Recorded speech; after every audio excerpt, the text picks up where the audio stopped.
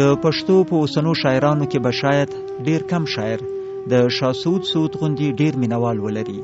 دی د خپل بیل سبک، نوی فکر، نوی انځورونو او سیمبولیک انداز په خاطر ډیر ستایل شوی دی. برکوال میخیل په پېښور کې له ښاغلي سعود سره مرکه کړې ده. د شعر په باره کې د نظر پوښتلی دی. د دې مفصل مرکې اورېدو ته مو رابولم. سعود صاحب ډیر کلونه کېږي چې شعر لیکي، خو موږ په دې معاصر شعر کې یا په اوسني شاعرۍ کې ډیر بدلون نه تر سترګو کېږي. په لر او بر کې چې موږ په زرګونو شاعران لرو، خو نوي شعرونه کم مخې ته راځي. څه فکر کوي علت یې څه ده؟ نوي شعر نه څه معنا؟ یعنی نوې خبره پکې څه وي چې څوک د یو چا کتاب ورواخلي او هغه په داسې تنده ولولي چې په هغه کې د یو نوې خبره ولولي او نوې خوند ترې واخلي. خدای چې ولولي لکه هغه کتاب دی چې مخکې هم لوستلی، نوې خبرې پکې نه وي. نه، ټول شاعران داسې نه دي. د نو خبرو سختن نوم ډېر لرو او داسې شاعران خو هره ژبه کې وي چې هغه په زړو بوسوش خوند وهي، د نورو مضامین راخلي، داسې کلیشایي او تکرار شوي څیزونه راخلي. خو موږ بیا هغه کسانو ته ګورو چې هغه نماینده شاعران وي، هغه د ولس پیژنګلو وي، خلک هغوی شاعران ګڼي. د نور وخت بیا ځان سره داسې له منځه ویسي چې کوم تکراري مضامین وي، خو یو ځل خبره خلکو کړې وي، دی بیا تکراري. او دې کې هم ډېرې خبرې کېدای شي. داسې خبره خو اړوشته نه چې مخکې نه وي شوي، فکر نه وي، خیال نه وي، یو وړاندیز وي، یو څه مقصد وي، هغه مقصد نه وي ممکن ده چې وي. نورې خبرې خو ټولې تکراري دي، دغه خبرې مخکې شوي دي، بیا بیا خلک کوي. لکه چې ژبه زده کوي ماشوم د مور نه، خو مور هماغه ټکي ورته ښایي چې خلکو ویلي دي، دی هماغه ټکي زده کړي. هر یو ټکی یو ځل چا ویلی او همدغه ټکو نه فکر جوړېږي. دغه فکر د ده خپل وي، بیا هغې کې چې کوم د ده انګریزۍ کې ورته امیجنیشن وایي، د ده چې خپل کوم تصور وي، تخیل وي، هغه ځانګړتیا لري. ژبه ځانګړتیا نه لري، ژبه خو ټوله یوه ژبه وي. نو تکرار هم په څو معنو دی. بیا تکرار داسې چې د فکر کمې لارې دي، هغه هم زړې لارې دي، ټولې زړې لارې دي. بس تش یو قدم پکې سړی وړاندې خپل نوی واخلي، یو نرۍ لاره ترې نه وباسي. داسې نور دغه فلسفي سیسټمونه ټول جوړ دي، سیاسي سیسټمونه ټول جوړ دي، نظریاتي ټولې لارې مخکې نه ټاکل شوي دي. خلک پکې نوې معمولي شانتې ورکوټې غوندې اضافه وکړي، بس دغه اضافې ته موږ نه وخت وایو. بزګر زړی وکري او بیا ونه راشنه سي، وروسته میوه ترې اخلي. فکر نه کوي چې زموږ شاعران او لیکوال ډیر کم یو فکري خوراک ترلاسه کوي او بیا لیک کوي؟ نو له وچ فکره نوې خبره فکر کوي چې راوتلی سي؟ زه خپله چې دغسې شعر او خبره او دغه هر څه ویشم، نو شعر د خبرې نه یو قدم پورته څیز دی. د پښتو یو متل دی چې چتې پسې به باز نه پرېږدي. چې شعر ته کم فکر راوړي، کم خیال راوړي، باید چې د خبرې نه ستر وي. دغه عادي خبرې خو موږ خبرو کې کولی شو، شعر کې باید چې هغه څه راولو چې په خبرو کې نه کېږي. یعنې تاسې وایئ چې شعر باید لکه ساده خبرې چې کوو باید په بیانیه انداز باندې نه وي، د شعر باید خپله یو ژبه وي. او دغسې هم شته، داسې ډېر لغات دي چې هغې ته موږ غیر شاعرانه لغات وایو، لکه د مشینونو د پرزو نامې چې اوس په شعر کې اخلي، دا ښې نه ښکاري. داسې ډېر ټکي دي چې شعر کې بدرنګه ښکاري. د شعر خپله وکیبلري هم شته، خپل یو لغت هم لري. خو زما مقصد دغه نه و. شعر چې څومره عادي خبرې ته ورته وي، عادي خبره چې سړی پې ګمان وکړي چې عادي خبره یې کړې ده، هغه عمره شعر کې زور ډېر وي، هغه عمره نیچرل وي، هغه عمره خوندور وي. لکه جذبې چې په سړي خورې شي او ډېرې شي، نو بیا یو حده پورې په ژبه کې موږ بیانولی شو. مقصد مثال به یې درکړم، لکه نفرت واخله. ستا چا سره په زړه کې نفرت دی، هغه سره ته خبرې لږې بل رنګې کې داسې لږې ستغې سپورې ورته ووایې، ستا هغه نفرت لا ډېر شي. بیا ته کنځلو ته لاړ شي، کنځل سپکو کې ورته، خیرې وکړي ورته. بیا ژبه کې دی نه ستر تا سره څه نشته، نو ته عمل ته راکوز شي، څپېړه ورکړي، ورپسې کوتک راواخلي، ورته لغته ورکړي، دغه عمل ته راشي که نه. ځکه عمل ته ځکه راځي چې ژبه کې دی نه وړاندې تا سره نور څه نشته.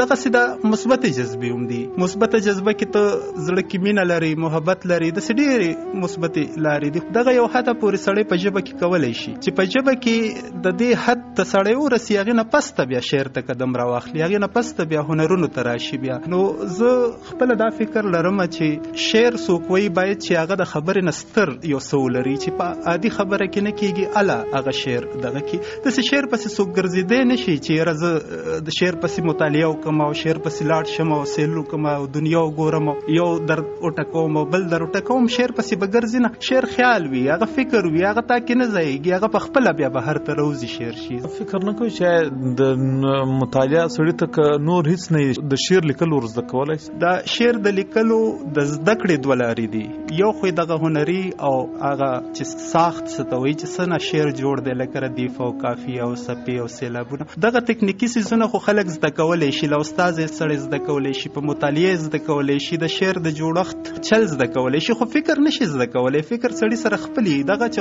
ځینې خلک وایي چې شعر خدای ورکړه، د هر سړی نشي کولای چې شاعر شي. دغه همدغه معنی لري چې هر څه په شعر کې د زده کړې نه وي، ست سړی کې خپل هغه انبلټ وي پکې د خدای ورکړه وي ورته. نو زه خپل دغه نظر لرم. تاسو فلسفه لوستې ده، فکر نه کوئ چې زموږ ځوانان هم دغه باید فلسفه او دغه نور علوم ولولي، هغه شعر ته قوت ورکولای شي کنه؟ شعر ته هر څه قوت ورکوي، د سړي خپل ذاتی شخصي تجربه، دغه مطالعه، دغه دنیا چې لیدلی، دا ټول مواد دي شعر دغه ټولر سره ټولې شعر ته نسازي. خو دا څوک نشي ویلی چې را څوک فلسفي شي نو باید شاعر دیم شي. ځکه زما استادان دي فلسفه ډپارټمنټ کې، هغه په فلسفه ډیر زیات پوهیږي، خو شعر نشي لیکلی. د شعر لیکل ځان ته بیا لاره ده، او دا هم ضرور نه ده چې سړی پکې یو سند ترلاسه کړي نو د فلسفي شو. د ډیر فلسفیان لرو چې اسناد نه لري، خو تر ډیرو سترو فلسفیانو چې فلسفه یې باقاعده لوستې ده، تر هغې ډیره ژوره فلسفه لري او ډیره لویه فلسفه لري.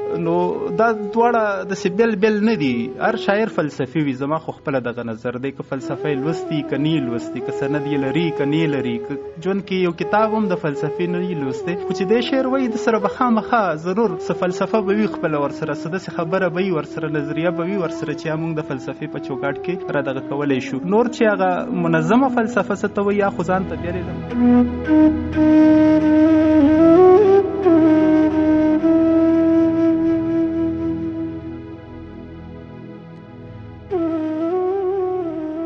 سعود صاحب د لاسو کلونو چې زه تاسو پیژنم، تاسو په ادبي غونډو کې او له شاعرانو لیکوالو سره کومه ناسته پاسته کوئ، د دې راز په څه کې د کې ډېرې خبرې دي. نو خو غټه خبره دا ده چې د شاعرۍ اساس په مینه ولاړ دی. د هر شاعر کتاب چې راواخلي له مینې ډک وي، داسې د مینې خبرې وي پکې. خو له بده مرغه دغه ټولنې چې څونه دي خپلو کې هغسې تربورولي او تربګنۍ راخلي کله کله چې سیاسي ګوندونو کې خوند کوي، داسې په د شعر سره تړلې دنیا کې دغه څیزونه خوند نه کوي. یو څه خو دغه خبره ده، ما یو ځل یو څه ویلي وو په دې اړه چې په خلکو کې نفرت او دغه نفرت له منځه ویستل د شاعر باید مقصد وي، او زما خو دغه مقصد دی لږ تر لږه.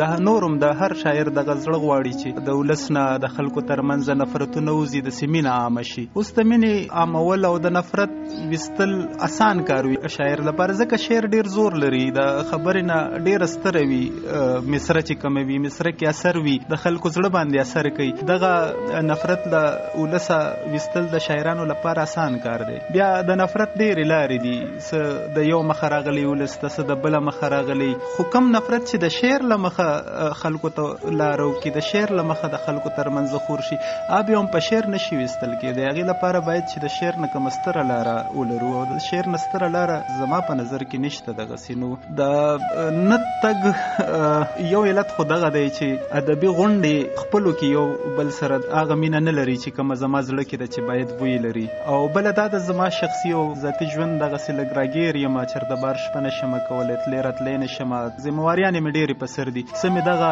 لاره کې ولاړ وي راته نه مې پرېږدي. څنګه چې تاسو وویل چې ادب خلکو ته د ژوند تېرولو چل ور زده کوي، او ادب او شاعري په خلکو کې مینه خپروي، د یو بل ترمنځ د مینې درس ورکوي. خو زموږ د شاعرانو ترمنځ چې اغزي کرل شوي دي او یو له بله کرکه کوي، څه فکر کوي چې آیا دوی مینه پېژندلې نه ده، مینه ته په برسېره نظر ګوري که څنګه؟ نه، څوک هم چا باندې ګوته نشي ایښوی چې دی دغسې خبرې کوي، بد مني پې باندې په قهر به شي درته که چاته دې وویل اول زه بیا بل بیا بل بیا بل. شاعر هر شاعر د مینې دعوه کوي او د ژوند تیرولو چل نه ښیي شعر چاته، داسې ضابطه حیات نه دی شعر چې کوم ده، دا خو د جمالیاتو یوه برخه ده، د ژوند هغه غیرت پورته کولی شي، د ولس ځان سره راپورته کولی شي، داسې یو څه اصلاحي کارونه هم کولی شي. خو زه دا نه وایم چې شاعر دغه ارڅه کوي. د شاعرانو دغه ټولنې چې کومې دي داسې جوړې دي چې د یو ټولنې کس داسې بس تر هغه حده پورې دی محدود ګڼي، داسې ځان سره راټول ګڼي. نه پوهېږم اوس زه دغه خپله خبره مکمله نشم واضح کولی. خو راځه سعود صاحب یو بل غزل در څخه اورېدل غواړو. په سترګو اوږد بهر کې مې یو غزل لیکلی، هغه په ووایم. نه مې زړګی او نه مې ځان پاتې شو، ښه ده چې ته رانه خبر نه شولې. نه مې زړګی او نه مې ځان پاتې شو، ښه ده چې ته رانه خبر نه شولې. زما تصویر په صحرا وران پاتې شو، ښه ده چې ته رانه خبر نه شولې. هیلې مې نیغې هدیرې ته لاړې، د یو لحد هومره یې ځای ونیو. نا امیدۍ ته ټول جهان پاتې شو، ښه ده چې ته رانه خبر نه شولې. وې دومره ظلم پتا چا کړی دی چې په سینه کې دې ناسور ساتلی. طبیب مې زخم ته حیران پاتې شو، ښه ده چې ته رانه خبر نه شولې. نه مې ګلاب نه مې نرګس ولیدو، نه مې سندرې د بلبل واورېدې. سپرلی مې سترګو کې خزان پاتې شو، ښه ده چې ته رانه خبر نه شولې. وریځو بل وطن ته کډه وکړه، د لمر په سترګه کې لمبې بلې شوې. تش په لیمو کې مې باران پاتې شو، ښه ده چې ته رانه خبر نه شولې. زما د زړه هنداره تته شوه، خو د یار خورې زلفې راټولې نه شوې. سعود ژوند مې پریشان پاتې شو، ښه ده چې ته رانه خبر نه شولې. سعود صاحب زموږ ستاسو په وطن کې په لر او بر کې اوس حالات ښه نه دي. فرضاً په پېښور کې چاودنه وسي، یو شاعر شعر ولیکي په جذباتي انداز، خو یو چاته هغه وخت خوند ورکړي، خو یو ژور درد نه لري. خو سعود چې دغه درد انځوروي، یو ډېر ژور درد لري چې هغه په هر چا باندې اغیز کولی شي، خصوصاً په هغو خلکو چې هغه په خپله حساس وي او د هر څه ته په ژور نظر ګوري، په هغه کې ډېر درد نغښتی وي. سعود دغه هنر په څه ډول ترسره کوي؟ دغه خو درته نشم ځوابولی، خو ستاسو مینه ده چې زما شعر ته ژور وایي، خوند ترې نه اخلئ، دغه عمره معنی ترې نه اخلئ. نور هم دغه چاپېرچل دی، چاپېره چې هر څه کېږي هر شاعر ترې نه اثر اخلي، زه هم ترې نه اخلم. همدغه مواد لرو په شعر کې مو همدغه څه راشي رانه چې په ژوند کې مو وي. شعر خو د ژوند عکس دی، نو آینه یې ده چې څه ښکاري راته هغه څه راته خلک راکوي، هغه خلکو ته بیرته ورکوو. غواړو داسې مینه عامه شي، غواړو امن راشي، سوله راشي، وطن ښه ورځې وویني. د وطن د هر سړي دغه ارمان دی. یو ښه شعر څه ته وایي؟ ښه شعر هماغه شعر چې هر کس ووایي چې یاره دا خو زما د زړه خبره وه، دې سړي کړې ده. هر یو کس یې چې خپله وګڼي او خپله یاله ګڼي خلک، چې ته هغه څه همهغسې ووایې چې څه عام یا هغه کسان چې خپل شعر نشي لیکلی، هغه کسان چې ستا شعر ولولي او هغه خبره پکې وویني چې کومه د هغه په زړه کې وه، که دی شاعر وی نو دغه خبره به یې کوله، نو هغه شعر پې باندې ښه ولګي، هغه شعر ته په درنه نظر ګوري، هغه خوند ورکوي ورته. نو زه خو بس چې څه مې په زړه مخې ته مې ټکي پراته وي هغه راټول کړم او بس په کاغذ یې راجمع کړم او خلکو ته یې وسپارم. نور په دې عمل نه پوهېږم چې څنګه کېږي، له کومه راځي، څنګه راځي، کله شعر وي کله نه وي، کله زه غواړم چې شعر ولیکم شعر نشم لیکلی، کله مې شعر ته پام هم نه وي او بس داسې یو څوک ورته کیفیت وایي، څوک ورته څه وایي، دغسې یو څه ساز شي او بس قلم راواخلم اخیسته شعر ترې ساز شي او خوند راکوي، ډېر زیات خوند راکوي چې شعر ولیکم. خو بس یو کیفیت وي نو خوشحاله یم بیا ډېر چې شعر ولیکم. سعود صاحب 4 شعري ټولګې د چاپ سوي او په وطن کې خپرې سوي دي، د شعرونو بله ټولګه به مو کله ووینو؟ انشاءالله یو 200 شعره مې جمع کړي دي، هغه راټولوم کمپوزوم او لنډ به چاپ کوم انشاءالله. دعا کوئ نو کله همدغې ټولګې یو بل غزل یو بل نظم په پای کې دا هم راته ولولئ؟ په سترګو ولې نه.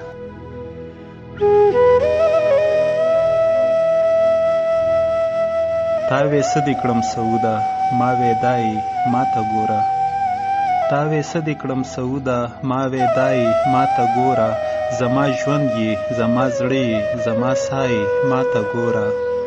د کتلو تاب مې څه کړې خو دعوه کوي دلبره، ورته وګوره چې وایي ته زما یې ما ته ګوره. زه ګمان او یقین تا سره تړل ګناه ګڼمه، بس خو یې نو که دروغ چې که رښتیا یې ما ته ګوره. ستا لپاره مې له ټولو کائناتو رنګ اخیستی، هم په دغو کائناتو کې پیدا یې ما ته ګوره. نورو خلکو ته په سترګو کې رنګونه سازوه، خو زه لمبه لمبه لمبه یم ته رڼا یې ما ته ګوره. او زه چې څه وایم سعوده بس همهغه به ته وایې، زه چې څه وایم سعوده بس هم هغه به ته وایي کله چې غزل باندې لګیا یې ما ته ګوره. په پای کې به له سعود صاحب څخه هیله وکړو چې که د ځوانو شاعرانو لپاره خپل یو پیغام راته ووایي. ځوان شاعران ښایسته شعرونه لري، داسې مستقبل دي زموږ د راتلونکي ټولې واګې په لاس کې دي او ډېر خوندور شعرونه لري. وایم باید چې خپلې خبرې وکړي او لنډې خبرې وکړي، کمې دي وکړي خیر دی، خو چې نوې خبرې وي. اوس خلکو سره هغه عمره وخت هم نشته چې لوی داستانونه ولولي، یو نظم نه یو کتاب ساز کړي شاعر ورته. اوس هر سړی په کار اخته وي، دغه مصروف چاپېرچل کې چاته لږ د خوند یو څو شیبې ورکول، یو پیغام چاته ورکول، د ژوند یو مقصد چاته ورکول او په لنډو ټکو کې همدغه به د دې لوی کمال وي زما په